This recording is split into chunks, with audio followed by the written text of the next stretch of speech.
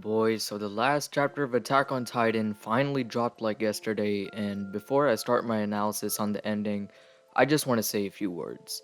Personally, I'm not going to say whether the ending was good or bad, because to be honest, it's in the middle. But looking at all the hate after this chapter, rather than calling the ending bad, I feel like lots of people just don't understand the ending. And it was the same for me too.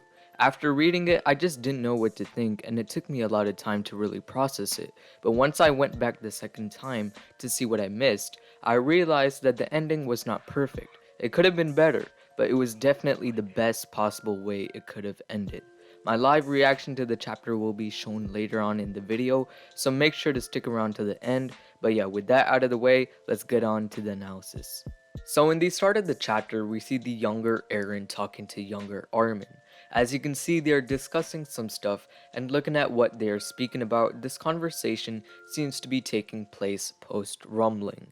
This is actually a sequential memory Eren installed in both Armin and himself, but the thing is, the date of when this conversation took place is unknown. So this is just some thoughts I made after analyzing what they were talking about in their conversation. One thing we do know for sure is that Eren basically threw away his life and made it so Armin and Mikasa will be viewed as the heroes of mankind.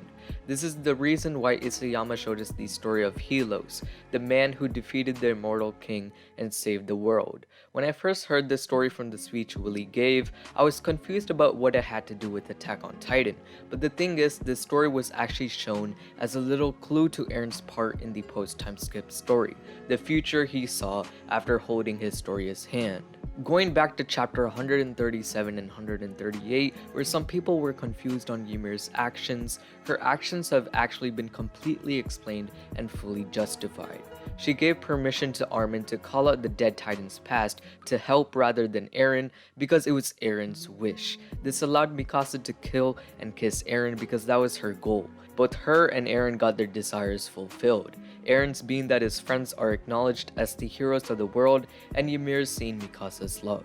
This is why she listened to Eren and why Eren was able to interact with her when Zeke failed to. Now I don't know what Mikasa will do, but interestingly, Zeke did say when Gabi shot Eren's head off with a rifle and he caught Eren's head with his hand, apparently Eren was still alive. This could also mean when Mikasa kissed Eren, Eren was probably still alive during that moment. If that is true, that means that Eren has accepted his fate and he has reached his goals. Therefore, why he returned the kiss if he was alive? It's definitely very tragic, but at least we got to see some peak Eren Mikasa moments like this.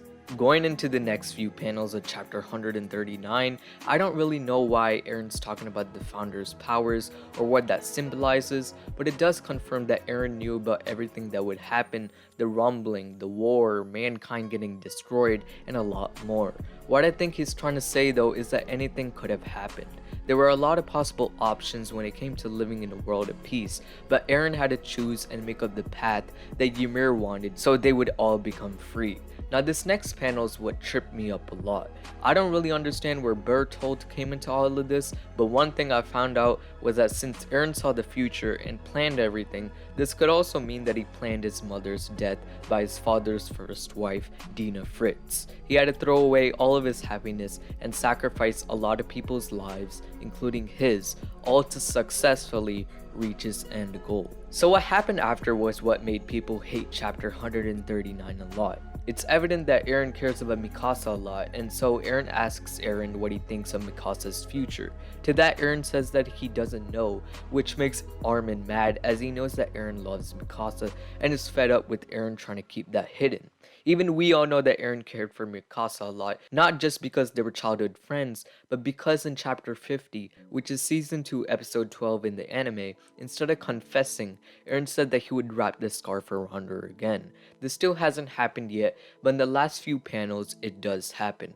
I'll explain the scarf wrapping shortly, but I just want to make it clear that Eren is not a simp. It's just the affectionate tragedy between him and Mikasa. People have been saying that Isayama's writing was completely garbage for making Eren an emotional dude in the start, then making him the most infamous, emotionless devil, and then bringing him back to wishing to have a happy future with Mikasa. From your perspective, I completely understand. But from Eren's perspective, what Isayama did was the right thing. Try to put yourself in Aaron's shoes. You need to bring peace to the world, and you are the one who can free the world. But to do that, you have to kill millions of people, go to war, and lose a lot of loved ones. The reason he became emotionless was not because he suddenly didn't care about the world, but rather that it was the only way he could move through all the obstacles to bring the world to peace. So if you really think about it, Eren did all of this to save the world and the ones close to him.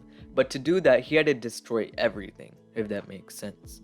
Eren allowed Ymir to see Mikasa's love, which broke the curse that held the Eldians for 2,000 years. That is why the power of the Titans no longer exists no more. Everyone got to see their loved ones again, which was actually very sad and happy for me at the same time. Though I was happy for Connie to get his mom back from Eren, it was also sad because Eren wouldn't be able to get his mom back. He sacrificed his own happiness for the others, and it truly is very saddening. Annie finally returned to her father, and Falco got to be with Gabby as he wished. The intimidating Levi, who is unfortunately very beat up, got to actually see all his comrades, including Hanjay and Irvin, two of his close friends.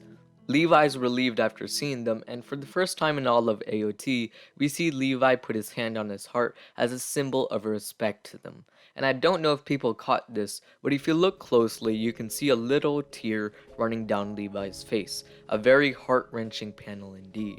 Connie and Jean also got to see our beloved potato girl Sasha.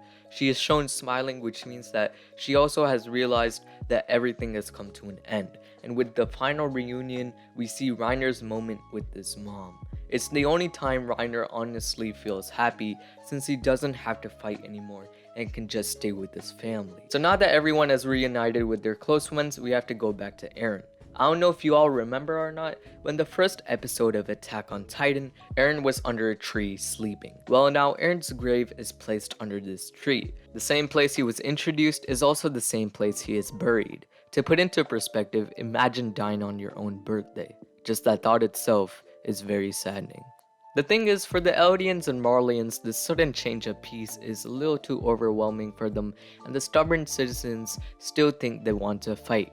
To that, Armin responds, saying even though the Titan powers are gone, conflicts between human beings will never end. This also relates to our real life world as well, as even if crime and murder rates go down, there are always going to be some that do happen.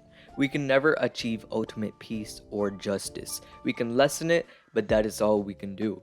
Same in AOT, they have definitely now lessened all that negativity, but no matter what, conflicts will take place. Anyhow, in the next panel, Levi is shown to be in a wheelchair with a scar around his eye as well. This indicates that he probably will never walk again, and one of his eyes is blind. This is actually shown to be 3 years after the war, as we can predict from the 3 candles on Historia's baby's cake for her birthday.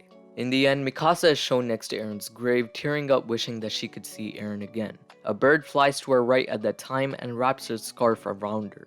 The bird's symbolization is freedom, which is what Eren's goal was. Eren became the physical incarnation of freedom in bird form and fulfilled his promise to wrap Mikasa's scarf around her again. Mikasa says thank you to Eren, and boom, the final chapter has ended. What an ending, what an ending. It's really mind-blowing, like how in the world did a human being create this story?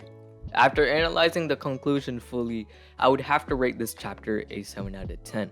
Personally, even though the chapter was good by itself, as an ending I felt that it was a little rushed, but with all due respect, it was also the best possible ending AOT could have had, and I don't really have anything negative to say about it. And talking about negativity, you might have heard this before, but if you don't have anything nice to say, then don't say anything. Like I said in the start, lots of people just did not understand this chapter, so I hope that this video shines some light on it, or at least helped you in some way, shape, or form to understand it better. Anyhow, this has been your boy Rekazin. Make sure to like, comment, and subscribe, and before leaving, here's my live reaction to the last chapter for y'all to see. Peace.